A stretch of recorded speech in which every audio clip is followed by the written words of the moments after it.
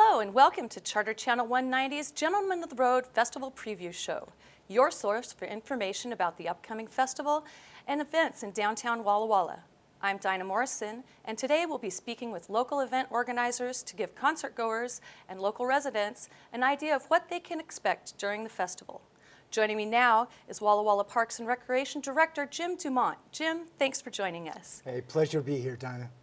When will the festival be happening? August 13th, 14th, and 15th. The primary festival for the main music is the 14th on Friday. Starts at 5 p.m. on the main stage at the Whitman Athletic Fields, and it'll go until about 11:30 at night. And then downtown we'll have playing, but let me go back to the festival itself, or the stopover, as Mumford and Sons calls it. On Saturday, the 15th, is the primary show. It goes from 2 p.m. to 11:30 p.m. And that again is the Whitman Athletic Fields. Excitement the whole time. We just are just jacked about this activity. Now, just recently you traveled to Waverly, Iowa and attended one of these stopover festivals for the Gentlemen of the Road Tour. Tell me about your experiences there. It was awesome. We wanted to go see a festival in advance so we could find out how it really works. So we actually got there, arrived on a Tuesday in Waverly, Iowa, and came back Sunday.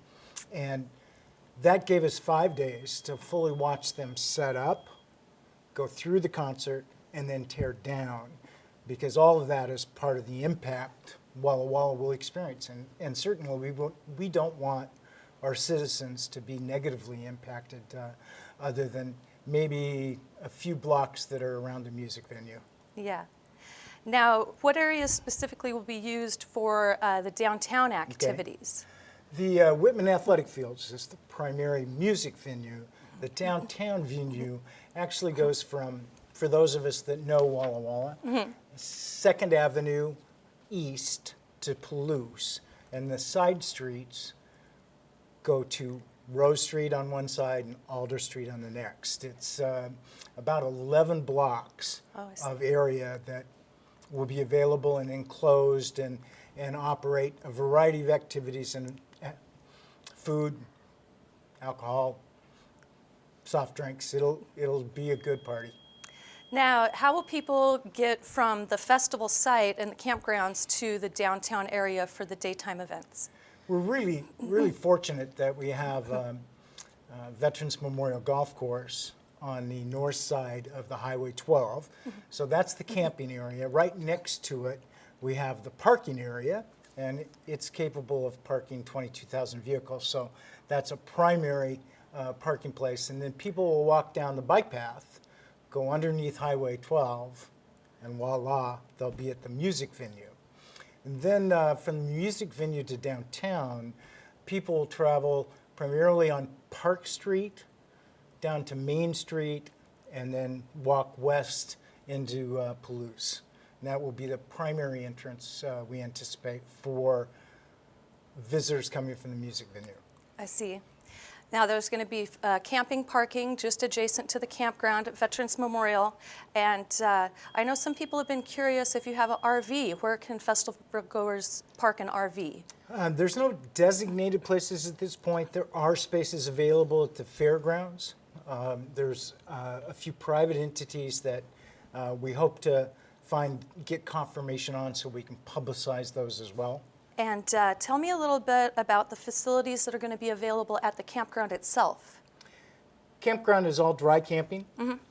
So the festival goers or the stopover ticket holders will camp for free. It's included in their ticket price. They'll have the nicest campground that I think at least the stopovers have ever had in 3 years they've done this, being a golf course grass. So plenty of trees. They'll come out of the parking area, be assisted with their gear, with tractors and trailers to be able to pull gear so they can get closer to where they're actually going to be, what spot they want to take on the golf course. No greens will be used for those people that are worried about that. The greens will be fenced off and not accessible. We'll still be able to water them. So the golf course, we don't anticipate any long-term damage or concern. What we saw in Waverly, they camped on a field. Our parking area is really similar to where their camping area was for Waverly. So we're pretty lucky to have that availability.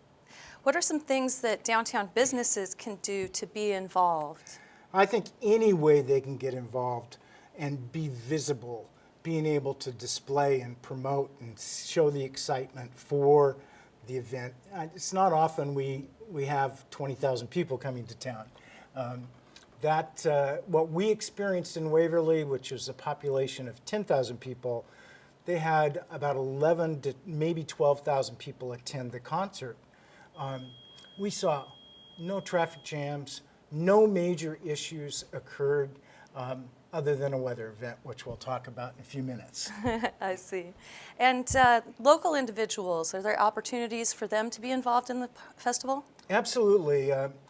The Madison House Presents, who's the promoter, the driver of this stopover, they will be hiring individuals that need to work a minimum of 6 hours, and they'll be paid $9.47 an hour, state minimum wage. And there'll be a variety of jobs. We need about 1,200 of those individuals that would be interested in. The positive thing is they'll also be able to buy a staff ticket to the concert. So that will cost them $40. So in essence, they'll make almost $60. They'll have $40 to spend on a ticket, and then they'll have some money left over for concessions or whatevers. And what's the best way to find festival information online? There's several sites. Gentlemenoftheroad.com is one of those sites. That's the official site of Mumford Sons and the stopovers. Number 2 is if you want to work and be involved and get that opportunity to work 6 hours and buy a ticket for $40, they'll need to go to a website that's workexchangeteam.com. Workexchangeteam.com. That'll allow you to click on the Walla Walla stopover. That's what they'll need to go to, and then they'll be able to enter their information similar to an application, and that will give them the opportunity for hire. Then lastly, the Downtown Walla Walla Foundation, just downtownwallawallaffoundation.com is the website where much of this information is going, most of it is going, so that's a really great site to go to. Yeah. Now, I know some people have been wondering if our town has enough police officers and emergency personnel to accommodate a festival of this size. What can you tell us about that? I don't blame him, and so are we. We started this in October. The police department has made arrangements for up to 65 commissioned officers being on site, which would include liquor control officers as well. That aspect is totally in place, while we'll still be able to provide day-to-day services as we do to the residents of Walla Walla. That's the most important thing for both police and fire. We don't want to reduce our services to the existing population. We want to keep them as they are and then add to them. So both police and fire have made arrangements to bring in people from other communities in the area, Tri-Cities, Pendleton, that will be paid for their work to do this wonderful activity and make sure we're secure and safe. And Walla Walla will be looked after as normal, as far as the town. They'll have the same level of service as we do right now. Wonderful. And now, what if there's severe weather, such as 100-degree heat or thunderstorms? That's a great question. And the reason is in Waverly, actually we had a major thunderstorm that came through and they had to evacuate the entire campground. So part of the process of this planning, we've developed procedures for a variety of what we'd say natural disasters, major winds, tornadoes. We don't get tornadoes very often, but we could have earthquakes. we're working with the area, Benton County, Franklin, and also Walla Walla with the Incident Command Center. They will be on site, which is a group of professionals that have dealt with incident command issues. Everything is set up to deal with as we had to deal with in Waverly and assist the Waverly people with. So we're ready. Hopefully we won't see it. As far as heat goes, that's a major issue. When you start putting 20,000 people in an open field, there's not a lot of shade. That water and misters and those aspects will be available. Every individual that has a ticket can bring in one sealed bottle of water, and then they have water stations available for you to refill that bottle. Also, water is available for purchase in the facility, and misters will be available depending on, obviously, temperatures. We hope we're in the low 90s, actually. I certainly hope so too. And how will you be handling alcohol enforcement at both of the venues? Actually, as I mentioned before, the Liquor Control Board has been involved in our planning throughout. So from a music venue side, that will be open container. People will be able to purchase their beverage and be able to walk inside the ropes, so to speak, and not have to be in a beer garden. In the downtown, it's much different. Certainly, if you go into a winery or to a service of a restaurant, if you buy an alcoholic beverage in that site, you have to drink it in that site. You can't come outside with it. There will be beer gardens, however, outside on the street that will be fenced in, that you can stay outside and still have a beverage. What if somebody gets a little too rowdy or overly intoxicated at the festival or downtown? Certainly, that's why we have security and that's why we have our police department. But, this is a different crowd. We were shocked. We were told all about it. This is a different crowd. They're not rowdy. They're not crazy. And so, you don't really know until you've experienced. And we experienced in Waverly. Honestly, there was no police transports during the music event.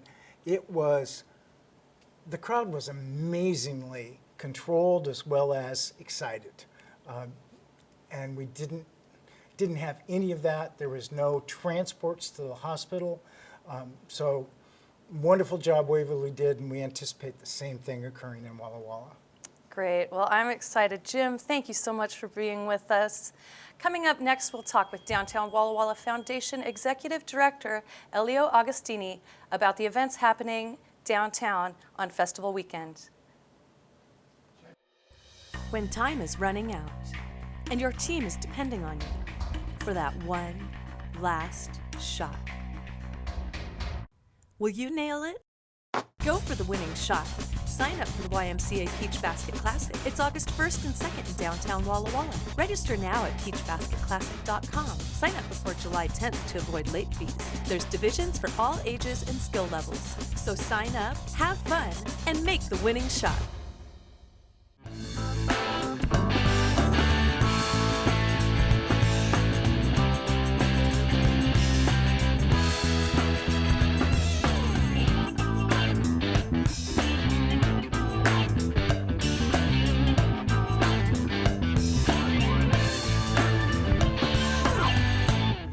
Thanks for joining us on Charter Channel 190 for the Gentlemen of the Road preview show.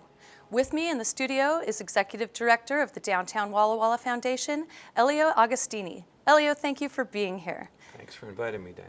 Now tell me, how did Walla Walla get chosen for this fantastic event? Well, I got an email from the promoters, Don Sullivan and Mike Luba, saying, might we be interested? Had we heard of Mumford and Sons? And I immediately said, yes, we had. And I called my dear friend, Jim DeMont, Parks and Recreation Director, and said, we have this opportunity. What do you think? And he and the city manager jumped on it right away, and that's how it all started. But I think the other way it started is we have one of the coolest downtowns in the world. We call ourselves Paradise. And It's also not uncommon for them to ask a main street. There are 2,000 main streets in the United States, and our job is preservation, doing cool events in the downtown. They knew that, and so because we were a main street, that was part of it. And of course, we'd won so many awards for a cool downtown. We'd recently won the friendliest town. I think we were a natural to be picked. Now, I know there's a little bit of concern. Dave Grohl just recently broke his leg. What information can you give us about that? Dave who? Dave's going to be fine. We found out from the promoters, production company. They've had to cancel a couple of the events that they had in Europe, but he's going to be fine by the time August 14th, 15th. And as a matter of fact, Foo Fighters will be on August 14th, and the following night will be Mumford and Sons. All right. What more can you tell me about the events that are going to go on in the downtown area? In the downtown area, it'll be about 8 blocks that are enclosed. We'll have 2 stages, and on those 2 stages will be local and regional bands. Those bands will be playing around 11 o'clock, starting 11 o'clock every day. It's Thursday, Friday, and Saturday. And while the main event is on at Whitman College, they won't be on, but then when the main stage is finished, they'll be back on our stages till 2 in the morning. So we'll have all those stages. There'll also be beer gardens, wine gardens, and then of course we have 20 odd wine tasting rooms and restaurants and pubs downtown. And most of the merchants will be displaying all kinds of things for people to buy, and we'll have buskers of some sort and acrobats and things like that to make it really interesting. Now, what if I have an appointment or a meeting downtown during the time the festival is going on? What happens to someone in that situation? Probably be better to come to Tri-Cities then. No, I think that anybody, first of all, you get a bracelet. All the merchants downtown will get bracelets so that any people who had appointments with them can come in and have their appointments, as will all the employees have bracelets so they can easily get in. But also it won't be that difficult to get in. We're not going to be tough cops about allowing people in or out. If somebody says to us they had an appointment and actually don't have a bracelet, we understand. So easy to get in, employees and people with appointments. All right. And what is planned for cleaning up in downtown Walla Walla after the event? Oh, we're supposed to clean up after. Well, we always clean up anyway. The city's really great on that. But the wonderful thing is, the production company, Madison House Presents, is doing most of the work. I think as everybody understands, they're paying their way through all of this, and they will help us with all the cleanup, and then we'll do our normal cleanup. We were just in Waverly, and we couldn't get over. Sunday at 1 o'clock, which was obviously after it was all done, so the downtown looked immaculate in Waverly at 1 o'clock, so we'll have the same. I see. And what do you think would be the biggest benefits to the local economy with this festival? Well, I think it's going to be great for entertainment. I mean, we just came back from Waverly, and it's just amazing show they put on. But in addition to that, and many of our retailers will do very well, and our community will benefit. And the basic way we will benefit is economic development. We feel that the benefit will be in the range of $14 to $20 million that it will bring to our community. So a lot of people will get work from it, and then then all of the guests that come to town will buy from our products and so on and so forth. So that's the main benefit. Mostly economic development and entertainment. Great, good entertainment. Yeah. What effects has this festival had on other small towns that have hosted it in the past? Yeah. Most of the other towns, I think there's 2 common things. They'll talk in the range of 10 to 20 million benefit. They'll talk in that people keep returning. I think the overall, the aura, the effect from this venue, from this stopover, is that people feel so good they want to come back. And so that's one of the main things that happens, is people return. Great. And would you consider this to be like a historic event for the city of Walla Walla? We're 153 years old. Never has an event happened that's that big. So yes, it is historic in that way. And it'll be historic because of what it does for our economy and how we'll all remember it as just a wonderful opportunity for all of us to have enjoyed something big that we'll get economic benefit from. So yeah, Great. it'll be really cool. Elio, thank you so much for joining us. You're welcome. And we hope that everyone has a great festival weekend. We'll see you at the show. And thank you for watching Charter Channel 190.